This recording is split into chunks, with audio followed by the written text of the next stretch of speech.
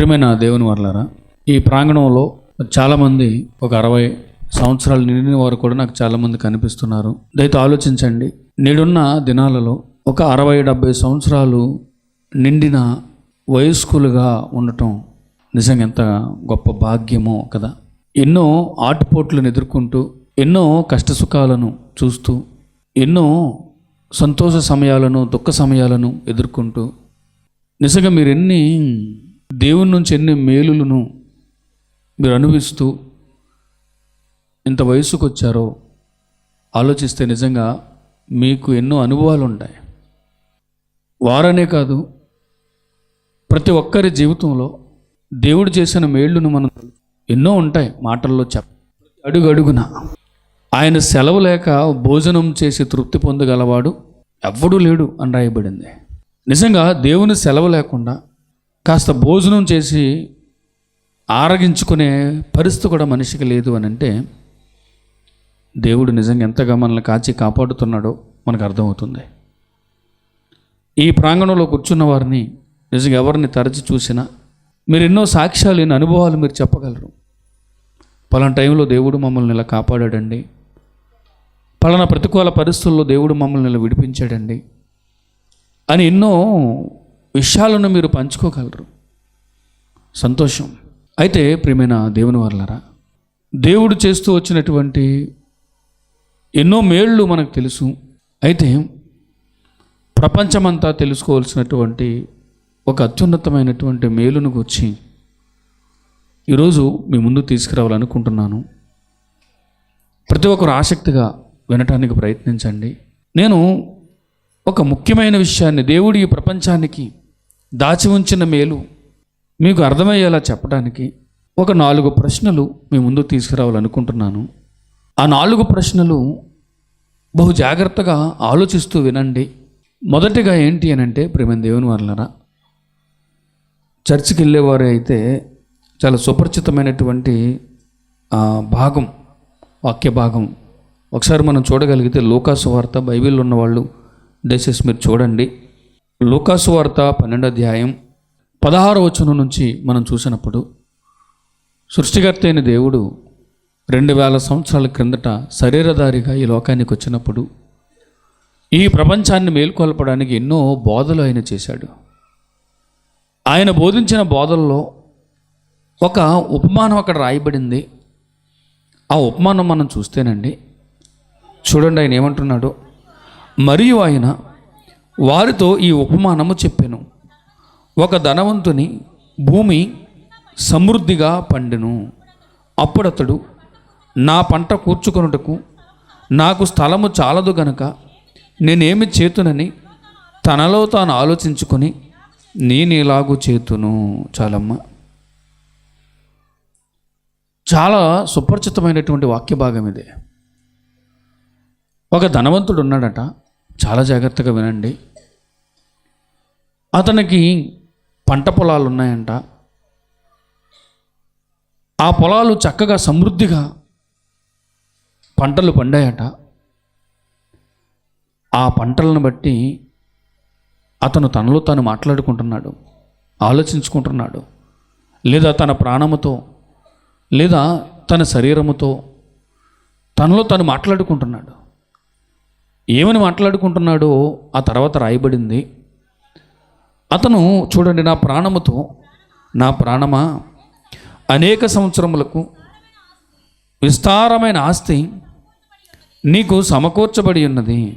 సుఖించుము, తినుము, త్రాగుము, సంతోషించుమని చెప్పుకుందుననుకొనెను.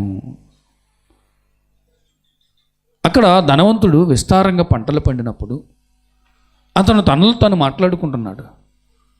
నా ప్రాణమా, అనేక సంవత్సరములకు సరిపడగా ఆస్తి నీ కొరకు సమకూర్చబడింది. తినుము, తాగుము, సుఖించుము, సంతోషించుము అని మాట్లాడుకుంటున్నాడు. అంటే ప్లాన్ చేసుకుంటున్నాడు. అరే, పంటలు బాగా పండాయి కదా, కొత్త కొట్టులు కట్టుకోవాలి, ఈ ధాన్యాన్నంతటిని, ఈ ఆస్తినంతటిని దాచుకోవాలి, కొన్ని కాలాల పాటు, కొన్ని సంవత్సరాల పాటు ఈ పంటల్ని నేను చక్కగా ఉపయోగించుకొని సుఖంగా బ్రతకాలి అనుకుంటున్నాడు. చాలా జాగ్రత్తగా వినాలండి. అయితే దేవుడు ఆ వ్యక్తిని చూసి ఏమంటున్నాడు అని అంటే, అయితే దేవుడు వెర్రివాడా అంటున్నాడు. కొన్ని నిమిషాలు జాగ్రత్తగా ఆలోచిద్దాం ప్రేమ దేవుని వాళ్ళారా. దేవుడు అతన్ని వెర్రివాడా అంటున్నాడు. ఏమండి, ఎప్పుడైనా ఈ వాక్యాన్ని విన్నప్పుడు ఎప్పుడైనా ఆలోచించారా? అతను వెర్రివాడు ఎందుకు అయ్యాడండి?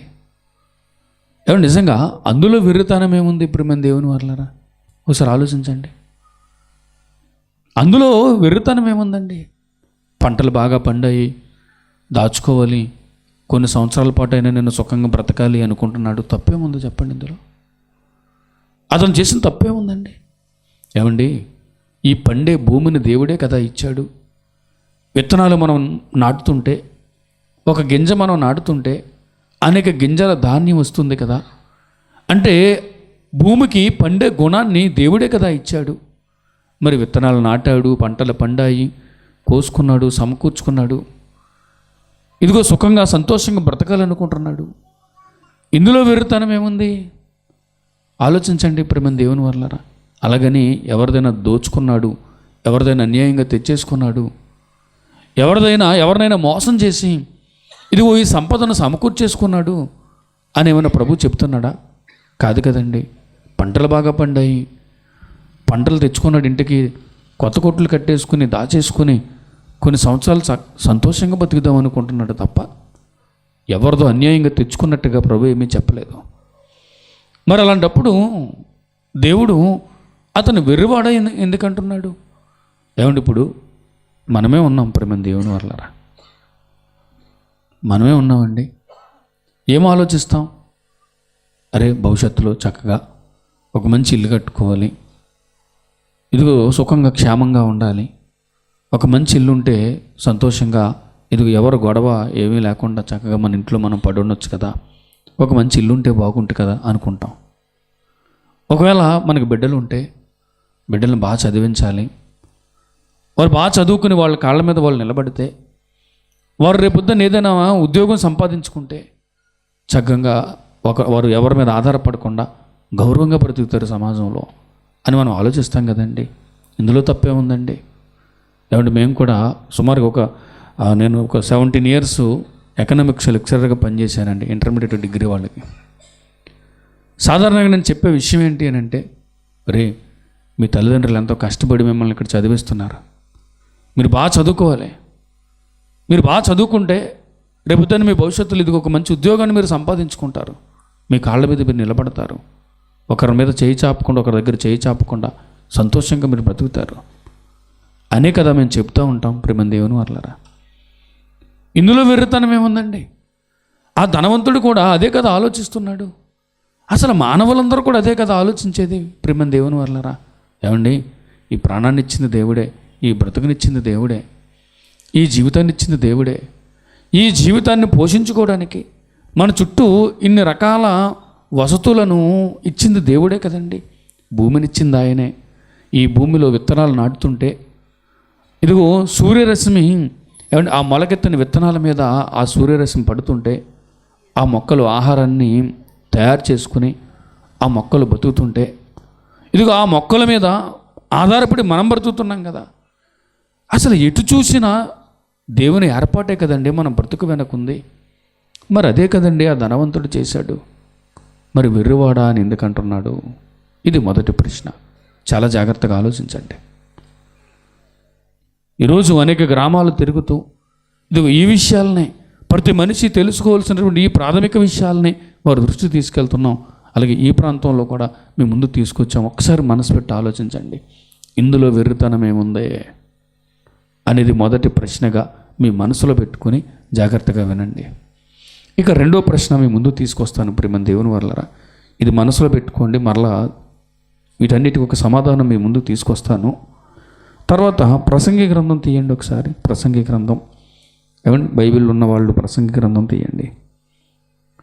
ప్రసంగి గ్రంథం 7వ అధ్యాయం ప్రారంభ వచనాలు మనం చూసినప్పుడండి, ప్రారంభ వచనాలు, సుగంధ తైలము కంటే మంచి పేరు మేలు, ఒకని జన్మదినము కంటే మరణదినమే మేలు, విందు జరుగుచున్న ఇంటికి పోవుట కంటే ప్రలాపించుచున్న వారింటికి పోవుట మేలు ఆ తర్వాత చూడండి 3వ వచనంలో, నవ్వుట కంటే దుఃఖపడుట మేలు. చూసారా, దేవుడండి దాదాపుగా క్రీస్తు పూర్వం 930 సంవత్సరాల కాలంలో భక్తుడైన సొలొమోను గారి ద్వారా ఈ మాటలు చెబుతూ, సుగంధ త్రైలము కంటే మంచి పేరు మేలు అన్నాడు. ఓకే, బాగుంది. మరి ఆ తర్వాత అండి, ఒకని జన్మదినము కంటే మరణదినమే మేలు అంటున్నాడు. ఇంకా మనం చూస్తే అక్కడ అంటున్నాడు, విందు జరుగుచున్న ఇంటికి పోవుట కంటే ప్రలాపించుచున్న వారింటికి పోవుట మేలు అంటున్నాడు. ఇంకా మనం ముందుకు చదివితే నవ్వుట కంటే దుఃఖపడుట మేలు అంటున్నాడు. ఒకసారి ఆలోచించండి. ఏమండి, పరమందున్న మన తండ్రి దేవుడు, సృష్టికర్త, మనల్ని కన్నవాడు, మనల్ని పోషిస్తున్నవాడు, సృష్టికర్త అయిన దేవుడు, పరమందున్న మన తండ్రి మన గురించి ఆలోచిస్తూ, అరే నా పిల్లలు ఇదిగో ఎవరైనా చనిపోయిన వారింటికి వెళ్తే బాగుండు, విందు జరుగుచున్న ఇంటికి వెళ్ళుట కంటే ఒకసారి ప్రలాపించుచున్న వారింటికి వెళితే బాగుండు అనుకుంటున్నాడండి. ఎందుకంటారు ప్రేమ దేవుని వల్లరా? అసలు ఏ తండ్రి అయినా నా పిల్లలు నవ్వుతూ ఉండాలి, ఏ కష్టం లేకుండా, ఏ బాధ లేకుండా, ఎలాంటి వేదన లేకుండా నా పిల్లలు సంతోషంగా ఉండాలి, నవ్వుతూ ఉండాలి అనుకుంటారు కదా. కానీ పరమందున్న మన తండ్రి, ఈ భూమి మీద ఎవరు మనల్ని ప్రేమించనంతగా మనల్ని ప్రేమించే మన తండ్రి, ఈ భూమి మీద ఎవరు మన క్షేమం కోరనంతగా మన క్షేమం కోరే మన తండ్రి దేవుడు, నా పిల్లలు ఒకసారి ప్రలాపించుచున్న వారి ఇంటికి వెళ్తే బాగుండు అనుకుంటున్నాడేంటి? ఏమన్నా విచిత్రంగా లేదా? నా పిల్లలు దుఃఖపడుచున్న వారి ఇంటికి వెళ్తే బాగుండు అంటున్నాడేంటి? నా పిల్లలు నవ్వటం కంటే ఏడవటం బెటర్ అంటున్నాడేంటి? ఏమై ఉంటుంది ప్రేమ దేవుని వాళ్ళారా? నా పిల్లలు బాగుండాలి, సంతోషంగా ఉండాలనుకుంటారు ఏ తల్లి అయినా తండ్రి అయినా. కానీ నా పిల్లలు దుఃఖపడుచున్న వారి ఇంటికి వెళ్తే బాగుండు అనుకుంటున్నారు. ఎందుకు దేవుడు అలా అనుకుంటున్నాడు? అసలు ఆయన ఆలోచన ఏంటి? ఆయనకు వచ్చిన ఇబ్బంది ఏంటి? అసలు ఏం చెప్పాలనుకుంటున్నాడు మనకి అనేది రెండో ప్రశ్నగా మీ మనసులో పెట్టుకోండి ప్రేమ దేవుని వాళ్ళారా. ఇక 3వ ప్రశ్న, మీకు అందరికీ పౌలు గారు తెలుసా అండి?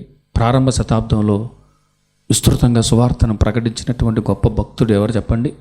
పౌలు గారు అండి యూద మతంలో మంచి నిష్ఠాగరిష్ఠుడండి, మంచి ప్రవీణుడు.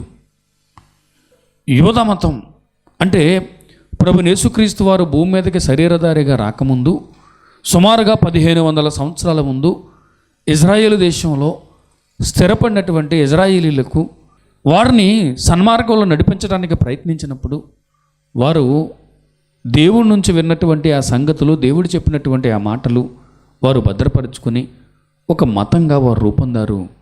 దాన్ని యోధ మతం అన్నారు. ఆ మతానికి చెందినవాడు ఈ పౌలు గారు. అప్పటికి అతన్ని సౌలు అని పిలిచేవారు.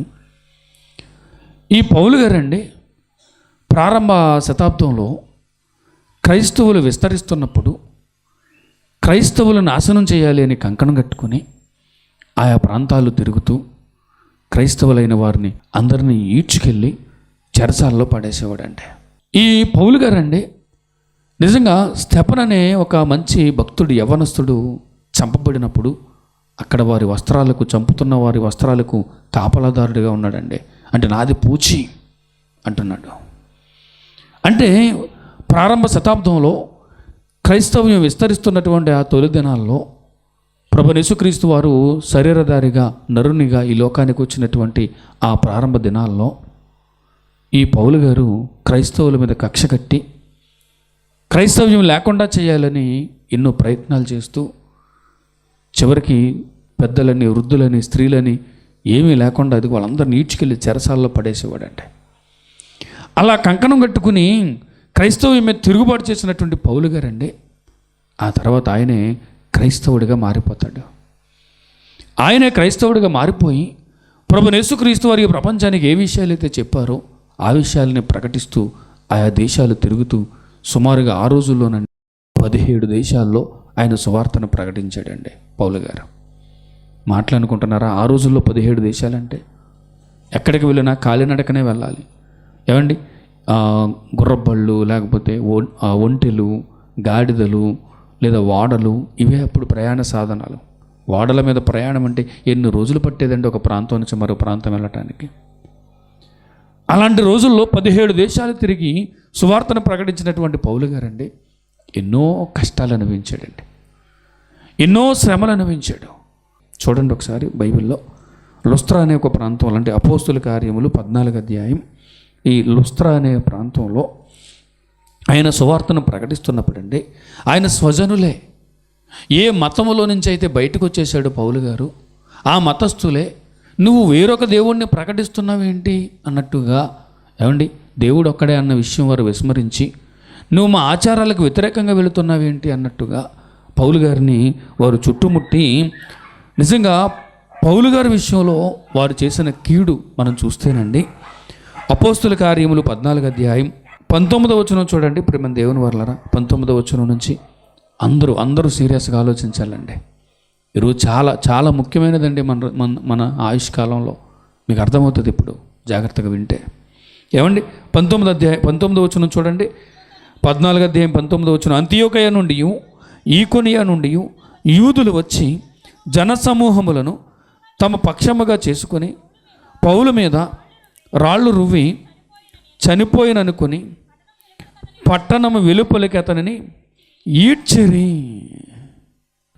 ఒకప్పుడు యోధ మతంలో ఉన్నప్పుడు ఒక యువరాజుల వెనక ఏమంటే ఒక 10 మంది బంట్రౌతులను 10 మంది ఫాలోవర్స్ని పెట్టుకుని ఇదిగో దారిని కనబడిన వారందరిని కూడా క్రైస్తవులైన వారిని ఈడ్చుకెళ్ళిపోయేటటువంటి పౌలు గారు ఎన్ని శ్రమలు అనుభవించారో ఏమండి ఈ ఒక్క సందర్భం మనకు చెబుతుందండి.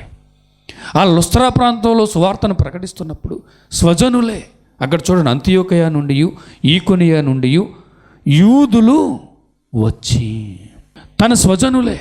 అంతకుముందు పౌలు గారు ఏ మతంలో ఉన్నారో ఆ స్వజనులే వచ్చి ఆయన ఈడ్చుకెళ్ళిపోయారు.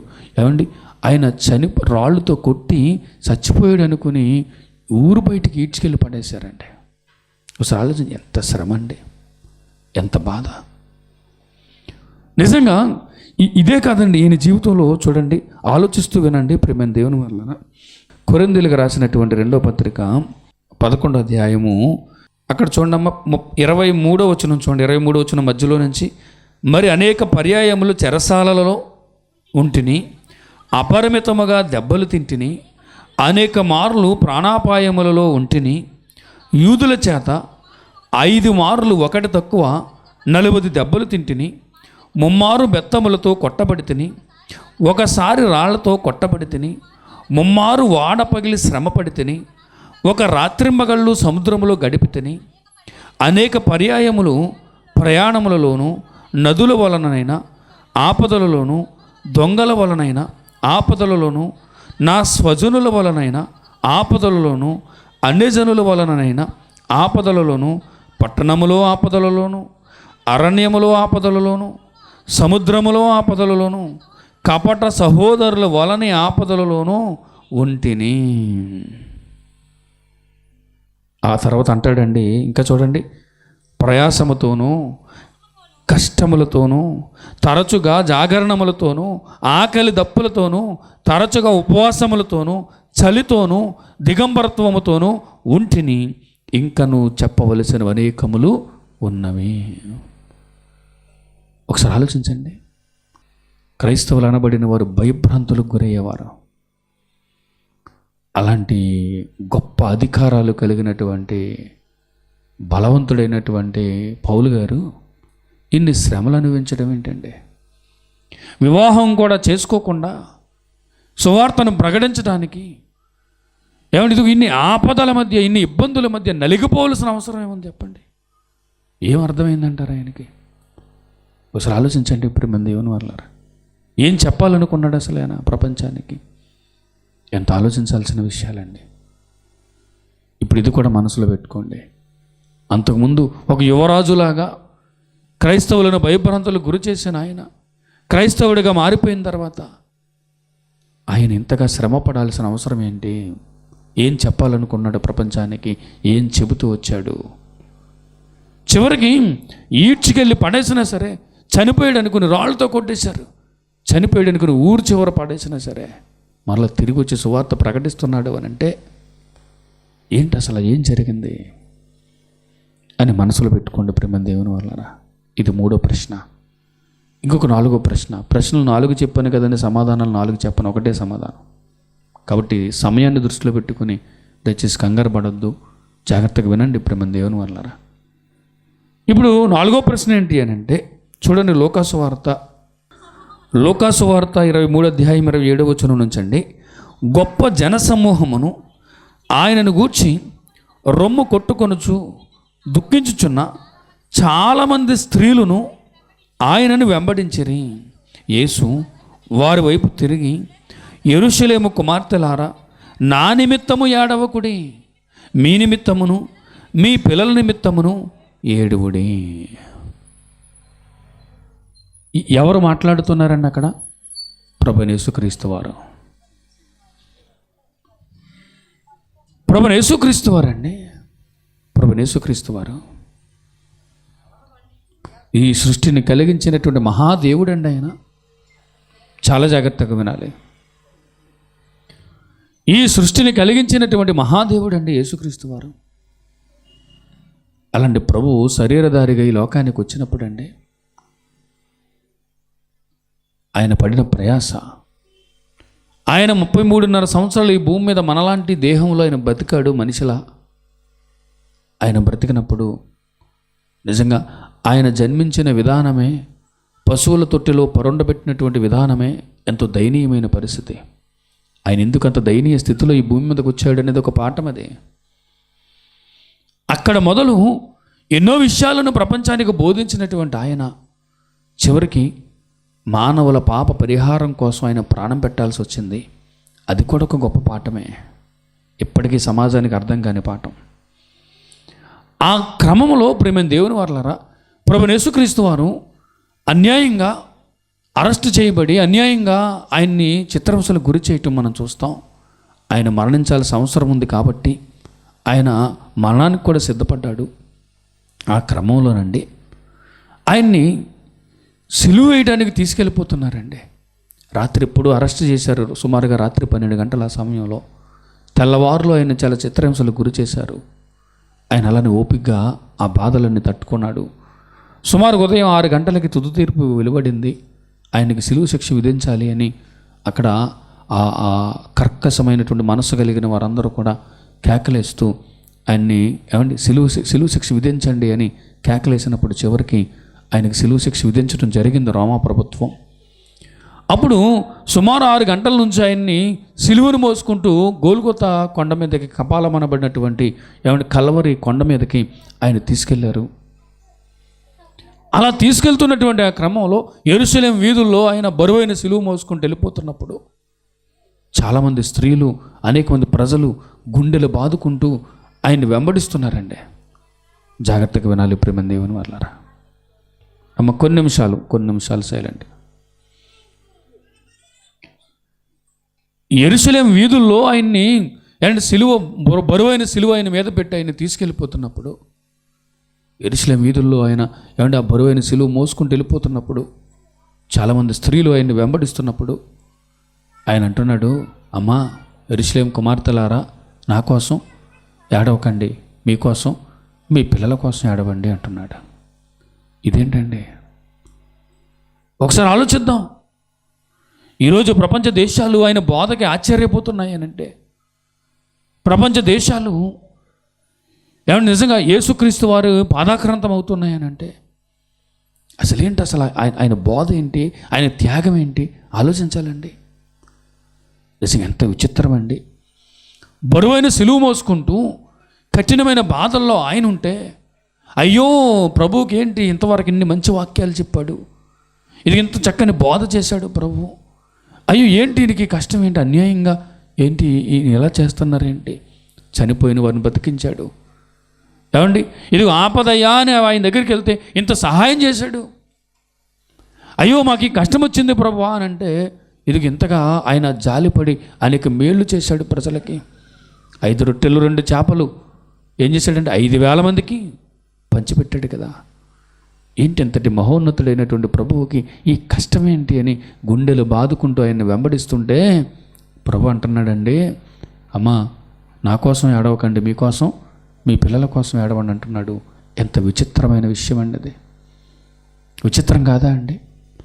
ఎవరైనా మనం బాగా ప్రేమించే వ్యక్తి ఏమండి యాక్సిడెంట్కి గురయ్యి రక్తపు మడుగులో ఉన్నాడు అనుకోండి, కొన ఊపిరితో బాధపడుతున్నాడు అనుకోండి, అరే ఏదైనా చేద్దామని మనం వెళ్ళి అయ్యో ఏంటి అంబులెన్స్కి ఫోన్ చేద్దామని లేదా అతన్ని లేపి పక్కన కూర్చోబెట్టే ప్రయత్నం చేస్తున్నాం అనుకోండి, అతను ఒరే అన్నయ్య నా కోసం ఆలోచించకరా, నీకోసం మీ పిల్లల కోసం ఆలోచించు అన్నాడు అనుకోండి, ఎంత ఆలోచించాలి ఇప్పుడు మన దేవుని వాళ్ళరా?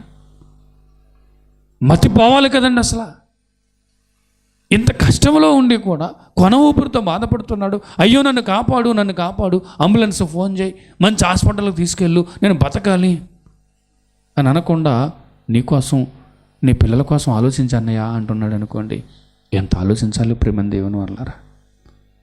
ఎంత ఆలోచించాల్సిన విషయం. ఏంటి ప్రభు ఆంతర్యం ఏంటి?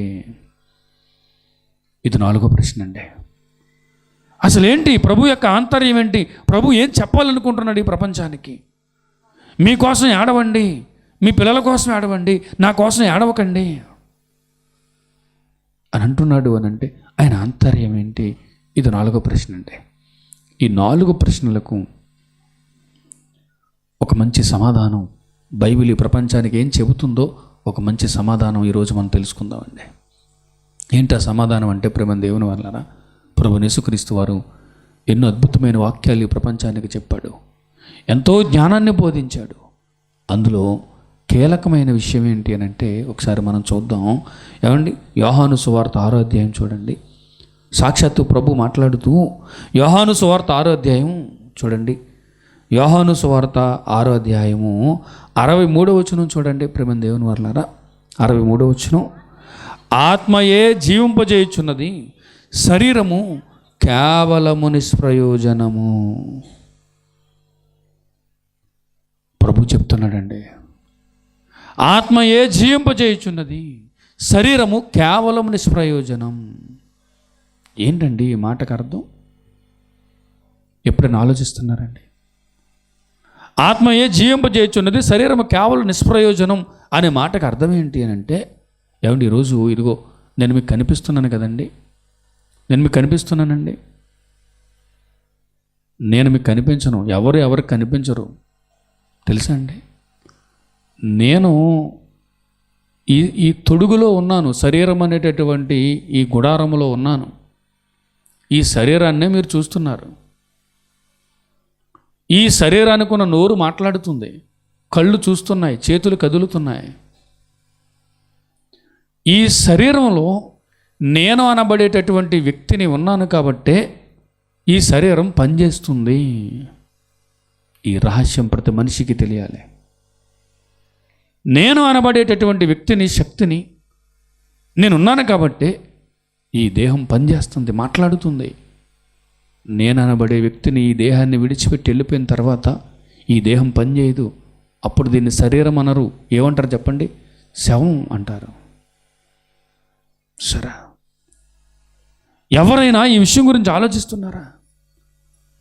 బ్రతుకున్నంత వరకు ఈ 6 అడుగుల దేహం గురించి ఆలోచిస్తున్నారు తప్ప ఎప్పటికైనా నేను వెళ్ళిపోవాలి కదా, ఎప్పటికైనా నేను ఈ దేహాన్ని విడిచిపెట్టి వెళ్ళిపోవాలి కదా, అసలు నా స్థితి ఏంటి, నా ఉనికి ఏంటి, అసలు నేను ఎవరిని అసలు అని ఎవరైనా ఆలోచిస్తున్నారండి?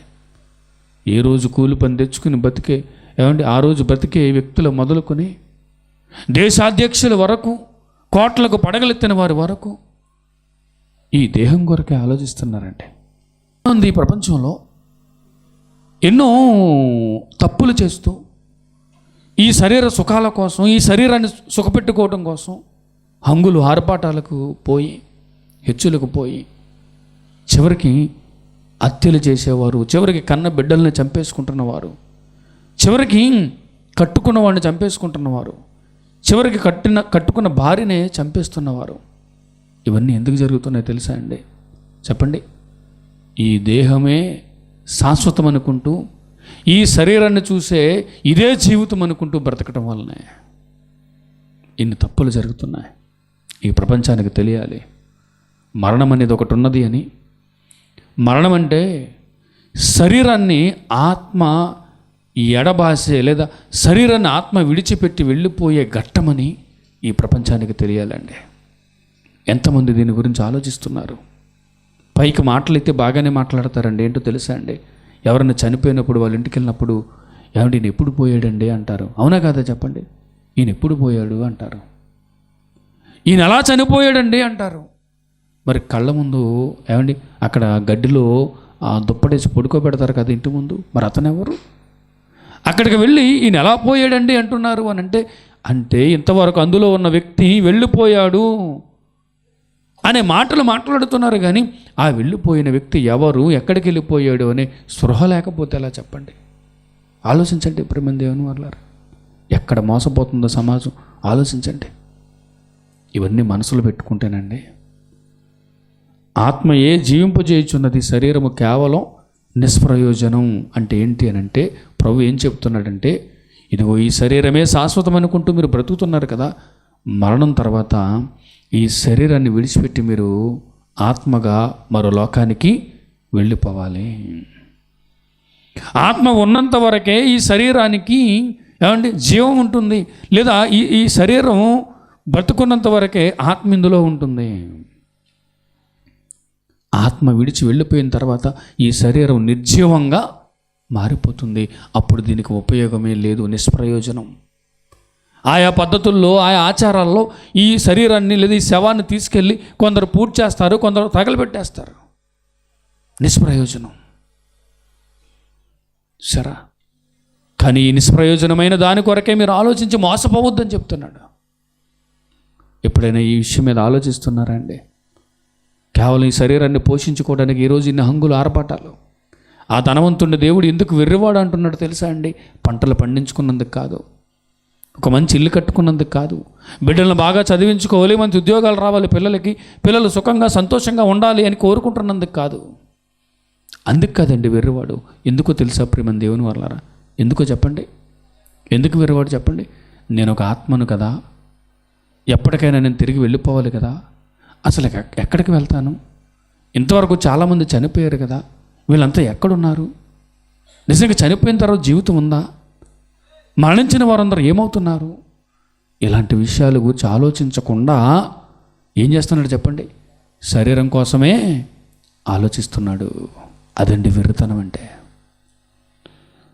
ఎంత సామాన్యమైన విషయం కదండి. మన కళ్ళ ముందు ఇప్పటికీ ఎందరో చనిపోతున్నారు కదా. చనిపోతున్నప్పుడు ఈ వ్యక్తి ఎక్కడికి వెళ్ళిపోయాడు, ఏమైపోయాడు అనే కనీస జ్ఞానం లేకుండా ఇంకా మనం ఈ ప్రాకులాటలోనే ఆగిపోతే ఎంత వెర్రివారుగా మిగిలిపోతామో చూసారా? అందుకే దేవుడు ప్రసంగ గ్రంథంలో ఏం చెప్పాడండి? ఏం చెప్పాడు?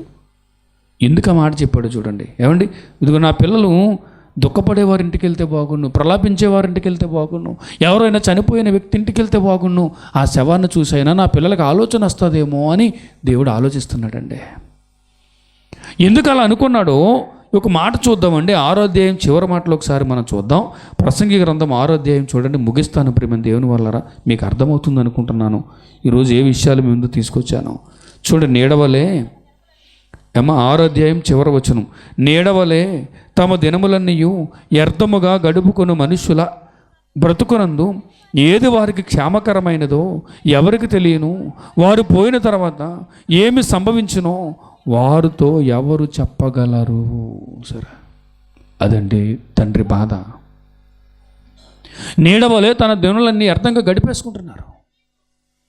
నీడవలే తమ దినములన్నీ వ్యర్థముగా గడిపేసుకుంటున్నా నా పిల్లలకి మరణం తర్వాత ఉన్నటువంటి జీవితం గురించి ఎవరు చెప్పగలరు? వారు పోయిన తర్వాత ఏమి జరుగుతుందో ఎవరు చెప్పగలరు అని బాధపడుతూ, అయ్యో ఎవరు చెప్పలేరు, ఎవరు అంత అర్థమయ్యే విధంగా చెప్పలేరు. వారికి అర్థం అవ్వాలంటే వారు ఒక చోటుకి వెళ్ళాలి. ఎక్కడికి వెళ్ళాలి చెప్పండి? ఎవరైనా చనిపోయిన వారింటికి వెళ్ళాలి, ఎవరైనా ప్రలాపిస్తుంటే వారింటికి వెళ్ళాలి. ఆలోచిస్తున్నారా? మనిషి ప్రయాణం, శాశ్వతమైన ప్రయాణం గురించి ఆలోచించుకుంటారనే నా పిల్లలు ఇక్కడికి వెళ్తే బాగుంది అనుకుంటున్నాడండి. ఆలోచించండి. కానీ దురదృష్టం ఏంటి అని అంటే మనుషులు అక్కడికి వెళ్ళిన తర్వాత కూడానండి, అరే పెద్ద అబ్బాయికి పెళ్ళైపోయిందా? ఏమండి చిన్నోడికి ఉద్యోగం వచ్చిందా? చిన్నోడు లేదా అమ్మాయికి ఏమండి ఇది ఎంత కట్నం ఇచ్చావు? ఇది అక్కడికి వెళ్ళక కూడా అవే మాటలండి. సరే, అక్కడికి వెళ్ళిన తర్వాత అయినా తన పిల్లలు ఆలోచిస్తారని, అయ్యో ఈ మానవ జీవితం వెనుక ఏం జరుగుతుంది, ఎక్కడికి వెళ్ళిపోయాడు తనని ఆలోచిస్తారని దేవుడు నా పిల్లలు ఇలాంటి వారింటికి వెళ్తే బాగుండు అనుకుంటున్నాడు. కాబట్టి ఇంతవరకు మీకు అర్థమైతే ప్రేమ దేవుని వాళ్ళరా, ప్రభువైన యేసుక్రీస్తు వారు చెప్పిన మాట ఏంటంటే, మానవ జీవితం అని అంటే మరణంతో ముగిసిపోయేది కాదు. మరణం తర్వాత శాశ్వతమైన జీవితం ఉంది. మనిషి అంటే కనబడుతున్న ఈ శరీరం కాదు, ఈ 6 అడుగుల దేహం కాదు, ఈ దేహములో ఉన్న ఆత్మనైనటువంటి ఇదిగో ఈ శక్తి. ఈ శక్తికి ఈరోజు ఈ తొడుగుంది. ఒకనాడు ఈ తొడుగును, ఈ గుడారాన్ని ఇదిగో మన షర్ట్ తీసి పక్కనెట్టినట్టుగా ఈ గుడారాన్ని విడిచిపెట్టి వెళ్ళిపోవలసిన రోజు ఒకటి ఉంది. ఆ రోజు మనం ఆలోచిస్తేనండి, అమ్మో ఈ భూమి మీద ఉన్నవేవి శాశ్వతం కాదు, నేను వెళ్ళిపోవలసినటువంటి శాశ్వతమైన ప్రయాణం ఉంది అని మనకు అర్థమవుతుందండి. అది అర్థమవుతుందనే, దాని గురించి ఆలోచించట్లేదనే ధనవంతుడిని ఏమన్నాడు చెప్పండి? వెర్రివాడా.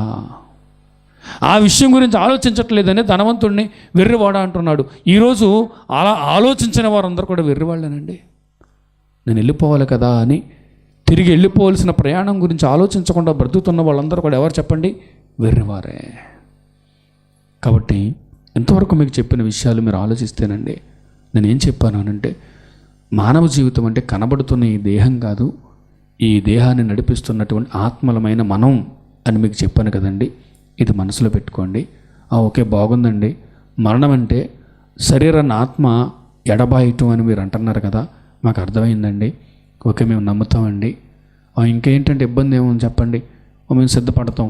మరణం అంటే తిరిగి వెళ్ళిపోవటం, ఓకే, ఇందులో ఏముందండి అనుకుని అక్కడ పులి స్టాప్ పెట్టడానికి లేదండి. ఒక ముఖ్యమైన విషయం తెలుసుకోవాల్సిన అవసరం ఉంది. ఏంటో తెలుసా అండి?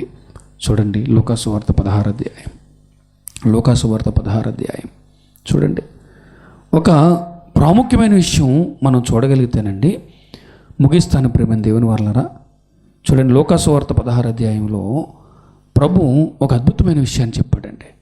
మరణం తర్వాత మనిషి భవిష్యత్తు ఎలా ఉంటుందో, మరణం తర్వాత మానవులు ఎలాంటి పరిస్థితికి వెళ్ళిపోతున్నారో అర్థమవటానికి ఒక సంఘటన ప్రభు చెప్పాడండి. ఏంటా సంఘటన అంటే, మీరు 16వ అధ్యాయం 19వ వచనం నుంచి చూస్తే ఆ విషయాలు రాయబడ్డాయి. లూకాసు వార్త 16వ అధ్యాయం 19వ వచనం నుంచి, ధనవంతుడు ఒకడు ఉండెను, అతడు ఓదా రంగు బట్టలను సన్నపనార వస్త్రములను ధరించుకొని ప్రతిదినము బహుగా సుఖపడుచుండువాడు. లాజరు అని ఒక దరిద్రుడు ఉండెను, వాడు కురుపులతో నిండినవాడై ధనవంతుని ఇంట వాకిట పడి ఉండి అతని బల్ల మీద నుండి పడు రొట్టె ముక్కలతో ఆకలి తీర్చుకొనగోరెను. 2 వ్యక్తుల్ని పరిచయం చేస్తున్నాడండి. ఒకడు ధనవంతుడు, ఒకడు భేదవాడు. వీళ్ళిద్దరూ చనిపోయారండి. చనిపోయినప్పుడు ప్రేమ దేవుని వాళ్ళరా, ధనవంతుడు ఒక భయంకరమైన వేదనకరమైన చోటుకి వెళ్ళిపోయాడు. దాని పేరు పాతాళం. ఆ తర్వాత మీరు ఇంటికి వెళ్ళిన తర్వాత చదువుకోండి, ఇంతకుముందు చదవని వారు ఎవరైనా ఉంటే. ఒక భయంకరమైన వేదనకరమైన చోటుకి వెళ్ళిపోయాడు, దాని పేరు పాతాళం. అక్కడ ఆ ధనవంతుడు అగ్ని జ్వాలల్లో యాతన పడుచుండేను అని రాయబడిందండి. లాజరు కూడా చనిపోయాడు. దేవదూతల చేత కొనుపోబడి అబ్రహాము రొమ్మును ఆనుకుంటకంటే పరదేశికి భక్తులను చోటుకి వెళ్ళిపోయాడండి. ఒకసారి ఆలోచించండి. భక్తుడైన లాజరు భేదవాడైనప్పటికీ చనిపోతే భక్తులను చోటుకి వెళ్ళిపోయాడు. ధనవంతుడైన ఈ వ్యక్తి తన బ్రతుకు కాలంలో ఎప్పుడు దేవుని గురించి ఆలోచించకుండా నిర్లక్ష్యంగా బ్రతికేసినటువంటి ఈ వ్యక్తి చనిపోతే ఒక భయంకరమైనటువంటి వేదనకరమైన చోటుకి వెళ్ళిపోయాడని ప్రభు చెప్తున్నాడండి. ఒకసారి ఆలోచించండి. మనిషి మరణించిన తర్వాత ఎక్కడికి వెళ్ళిపోతున్నాడు అని మనం ఆలోచిస్తే బైబిల్ చెప్తుంది, నీతిమంతులైన వారు భక్తులున్న చోటుకి వెళ్ళిపోతే అనీతిమంతులైన వారు వేదనకరమైన చోటుకి జారిపోతున్నారు. ఇది నిజమా కాదా అని ఆలోచించాలి. నిర్లక్ష్యం వదిలేసేది కాదండి. మాట్లాడండి. శాశ్వత కాలం, అనంతకాలం ఏమండి అగ్నిలో కాలిపోతూ చావక బ్రతకలేక అగ్నిలో యాతన పడేటటువంటి ఆ స్థితి ఏమండి, అది నిజమైతే ఎంత దారుణమైన విషయం అని ఆలోచించాలి ఫస్ట్ మనం. ఎప్పుడైనా మీరు ఏమండి వీడియోల్లో మంటల్లో కాలిపోతున్న వారిని ఎప్పుడైనా చూసారా? మంటల్లో కాలిపోతున్న వారిని ఎంత వేదనండి. భూమి మీద మనిషి ఇష్టానుసారంగా బ్రతుకుతూ, నిర్లక్ష్యంగా బ్రతుకుతూ, నా జీవితం నా ఇష్టం అన్నట్టుగా బ్రతుకుతూ, ఈరోజు పాపం విషయంలో భయం లేకుండా ఇదిగో భయంకరులుగా మారిపోయి ఇష్టానుసారంగా బ్రతుకుతున్న వారందరూ కూడా ఒక భయంకరమైన శిక్షలోనికి జారిపోతున్నారు అని చెప్తుందండి బైబిల్. మీకు విషయం చెప్పనా? దేవుని విషయంలో మనుషులకి ఏకాభిప్రాయం లేదేమో కానీ జాగ్రత్తగా వినాలి ఈ మాట. దేవుడు ఎవరు అని అడిగే ప్రశ్నకి సమాధానం అందరి నోట ఒకటే రాదేమో కానీ ప్రతి సమాజము ఏకాభిప్రాయంతో ఒప్పుకునే విషయం ఏంటో తెలుసా అండి? మరణం తర్వాత నరకం అనేది ఉంది. సామాన్యుల దగ్గర నుంచి మేధావుల వరకు అందరికీ తెలుసు, లేదా అందరూ ఒప్పుకునేటటువంటి ఒక ఏకాభిప్రాయం ఏంటి అని అంటే ఖచ్చితంగా ఈ భూమి మీద అనీతిమంతులు, అన్యాయస్తులు, అక్రమకారులు, నిర్లక్ష్యంగా బ్రతికేసిన వారు, దేవుని గురించి తెలియని వారు ఒక భయంకరమైనటువంటి శిక్షలోనికి వెళ్ళిపోతారని సామాన్యంగా ఒప్పుకునే విషయం అదే. బైబిల్ కూడా అదే చెప్పింది. మరి ఇది నిజమైతే ఏనాడైనా మరణం తర్వాత నేను ఎక్కడికి వెళ్ళిపోతాను అనేటటువంటి స్పృహ లేదా జ్ఞానం మనకుందా అండి? ఆలోచన మనకుందా? ప్రియమైన దేవుని వాళ్ళారా, ఎక్కడ నష్టపోతుందో చూసారా? ఈ నరక శిక్షకు వెళ్ళిపోకూడదనే అంత బరువైన సిలువ మోస్తూ కూడా ప్రభు అంత వేదనలో ఉండి కూడా ఏమంటున్నాడు? అమ్మా యెరూషలేము కుమార్తెలారా, నా కోసం ఏడవకండి, మీకోసం మీ పిల్లల కోసం ఏడవండి అంటున్నాడు. అక్కడ ఏడవండి అని అంటే అర్థం ఏంటో తెలుసా అండి? ఆలోచించండి అని. నేను పరలోకం నుంచి వచ్చాను, నా పూర్వపు వైభవానికి నేను వెళ్ళిపోతాను. ఇదిగో మరికొన్ని గంటల్లో నేను చంపబడతాను, మూడో దినాన్ని తిరిగి లేస్తాను. ఆ తర్వాత అనేకులు కనబడి ఇది కొన్ని రోజులు ఉండి అనేకులు బలపరిచి ఆ తర్వాత నేను మరల తిరిగి నా పూర్వపు వైభవానికి, నా సింహాసనం మీదకి వెళ్ళిపోతాను నేను. మరి మీ స్థితి ఏంటి? ఆత్మలుగా మీరు ఎక్కడికి వెళతారు? మీ బ్రతుకేంటి? మీ పిల్లలకు మీరు ఏం బోధిస్తున్నారు? ఓ మంచి ఇల్లు కట్టించండి, మంచిది, బాగా చదివించండి, మంచిది, మంచి ఉద్యోగం రావాలని కోరుకోండి, ప్రయాసపడండి, తప్పులేదు. వారి కాళ్ళ మీద వాళ్ళు నిలబడాలని ఏర్పాట్లు చేయండి, తప్పులేదు. వారు సుఖంగా సంతోషంగా బ్రతకాలని ఇదిగో తగిన ఏర్పాట్లు చేయండి, మంచిదే. కానీ ఈ భూమి శాశ్వతం కాదు అని, ఏ క్షణాన్ని మనం మరణించాల్సి వస్తుందో మనకు తెలీదు అని, ఎప్పుడు మన ఊపిరి ఆగిపోతుందో మనకు తెలీదు అని, ఊపిరి ఆగిపోయిన వెంటనే రెండు పరిస్థితుల్లో ఏదో ఒక పరిస్థితికి మనం వెళ్ళిపోతాము అని, ఇదిగో అయితే భక్తులున్న చోటు ఉంటాం, లేదంటే భక్తిహీనులున్న పాతాళంలోనైనా మనం ఉంటాము అని ఏ తల్లిదండ్రులైనా చెప్తున్నారా అండి? కనీసం చర్చిలకు వెళ్ళే వాళ్ళైనా ఈ ఆలోచన ఎప్పుడైనా చేశారండి? పోనీ ఆలోచన చేయలేదు, బైబిల్లో రాయబడినటువంటి ఈ మాట ఎప్పుడైనా చదివారండి? చూడండి, కొరింథీయులకు రాసిన పత్రిక చూడండి, ప్రేమ దేవుని వాళ్ళారా, మొదటి పత్రిక, కొరింథీయులకు రాసిన పత్రిక, మొదటి పత్రిక చూడండి, 15వ అధ్యాయం, కొరింథీయులకు రాసిన మొదటి పత్రిక 15వ అధ్యాయం 19వ వచనం చూడండి, ప్రేమ దేవుని వాళ్ళారా, 19వ వచనం. ఈ జీవితకాలం మట్టుకే మనము క్రీస్తునందు నిరీక్షించే వారమైన ఎడల మనుషులందరికంటే దౌర్భాగ్యులమయ్యుందుము. ఎప్పుడైనా ఈ మాట చదివారండి? ఎప్పుడైనా ఈ మాట చదివారా?